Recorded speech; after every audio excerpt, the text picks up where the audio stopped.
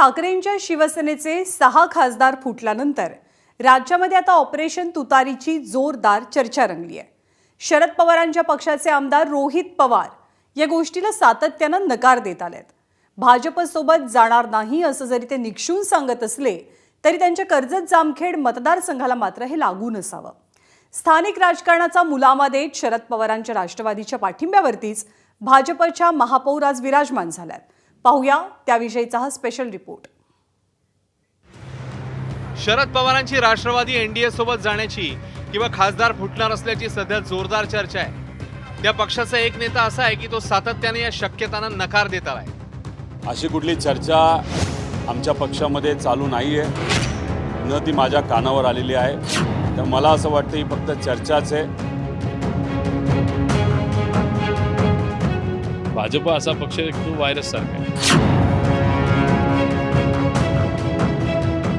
भाजपच्या आणि भाजपच्या विचाराच्या विरोधात लढलेला एक पक्ष म्हणून आज फक्त सामान्य लोकांची महाराष्ट्र धर्माची भूमिका तिथं मांडत आहोत। भाजपसोबत कधीही जाणार नाही असं सांगताना आमदार रोहित पवार थकत नाहीये। विधान परिषदेतले सभापती राम शिंदे हे तर रोहित पवारांचे कट्टर राजकीय विरोधक। मात्र कर्जत जामखेडमध्ये रोहित पवारांच्या पक्षाने भाजपसोबत हात मिळवणी केली आहे। कर्जत नगर पंचायतीमध्ये भाजपच्या छाया शेलार यांची आज निवड झालेली आहे नगराध्यक्षपदासाठी। विशेष म्हणजे आपण यात जर बघितलं तर भाजप आणि राष्ट्रवादी शरद पवार पक्ष या ठिकाणी एकत्र आल्याचं पाहायला मिळतं आहे। नगराध्यक्ष रोहिणी घुले यांनी अविश्वास प्रस्तावापूर्वी राजीनामा दिल्यानंतर ही निवडणूक झाली। यावेळी रोहित पवारांच्या सहमतीनेच कर्जतमध्ये एकत्र आल्याचं दोन्ही पक्षाच्या नगरसेवकांनी स्पष्टपणे सांगितलंय। वेगळं राजकारण काही नाही। आमचा जो 15 जणांचा जो गट आहे तो गटच अजून काँग्रेस राष्ट्रवादी या नावाने रजिस्टर आहे। त्याच्यामुळे आम्ही राष्ट्रवादी काँग्रेसमधून बाजूला जाऊन पाठिंबा नाही दिलेला। हे आमच्या काँग्रेस राष्ट्रवादी गटात आहे। कशामध्ये तर केवळ रोहित पवारांच्याच मार्गदर्शनाखाली हा 15 जणांचा गट आहे। रोहित दादा आणि त्यांच्या सर्वांनी सहमतीचं राजकारण फक्त कर्जत शहरासाठी त्यांनी आज केलेलं आहे। आम्ही कर्जत शहरासाठी सर्वसामान्य नागरिकांसाठी पायाभूत सुविधा प्रामुख्याने आम्ही देणार आहोत।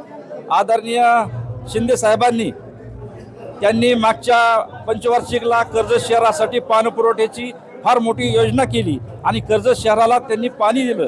त्यामुळे आम्ही येथून पुढे पायाभूत सुविधासाठी सर्वसामान्य नागरिकांसाठी आम्ही तळमळीनं त्यांच्यासाठी हे कार्य करणार आहोत। केवळ रोहित पवारच नव्हे तर राम शिंदे यांचंही याला मार्गदर्शन असल्याचं स्पष्ट झालंय। कर्जत शहरात रस्ते, वीज, आरोग्य, स्वच्छता आणि प्रलंबित राहिलेली अपूर्ण कामे याच्यावर भर देणार आहे। त्यासाठी आम्हाला आदरणीय सभापती महोदयांनी पाठबळ ते देणारच आहेत आणि देतीलच। आम्ही त्यांच्या मार्गदर्शनाखाली आणि आमच्या सर्वांच्या एकजुटीने आम्ही हा प्रयत्न करू आणि आपल्या कर्जत शहराला विकासाच्या वाटचालीकडे नेण्याचा प्रयत्न करू। रोहिणी घुलेंना बाजूला ठेवण्यासाठी असं नाही, पण एक विकासाचा दृष्टिकोन ठेवून आम्ही सर्वजण एकत्र आलेलो आहोत। माननीय विधान परिषदेचे आमदार सभापती महोदय राम शिंदे साहेब यांच्या मार्गदर्शनाखाली छाया सुनील शेलार यांची आज नगराध्यक्षपदी निवड झालेली आहे। आपल्या मतदारसंघात या घडामोडी घडत असताना आणि नगरसेवक स्पष्टपणे नाव घेत असतानाही रोहित पवार यांनी मात्र स्थानिक राजकारणात आपण लक्ष दिलं नसल्याचा दावा केलाय। इथं जे काही राजकारण चाललेलं आहे ते सुद्धा नगरपालिकेमध्ये त्याच्याकडे माझं खूप काही लक्ष नव्हतं। तिथे असणाऱ्या आमच्या सगळ्या नगरसेवकांनी तो घेतलेला निर्णय आहे। पण ज्या अध्यक्ष झाल्यात त्या काय भाजपच्या पक्षावर अध्यक्ष त्या ठिकाणी झालेत नाही, तर भाजपच्या चिन्हावर निवडून आलेले नाहीत। त्यामुळे तिथल्या लोकल राजकारणामध्ये आत्ता तरी मी काही लक्ष दिलेलं नाही। शरद पवारांच्या राष्ट्रवादीने भाजपसोबत जाण्याच्या चर्चेस रोहित पवार सातत्याने नकार देत आले आहेत। मात्र सत्तेची चव चाखायची वेळ आली की कुणी कुणाचा शत्रू नसतो याचा प्रत्यय नगरमध्ये पुन्हा आलाय। आता ही हात मिळवणी फक्त कर्जत जामखेड मतदारसंघापुरती मर्यादित राहते की तिचा राज्यात इतरत्रही विस्तार होतो हे पाहावं लागेल। सुनील भोंगळ, ABP माझा, कर्जत, अहिल्यानगर।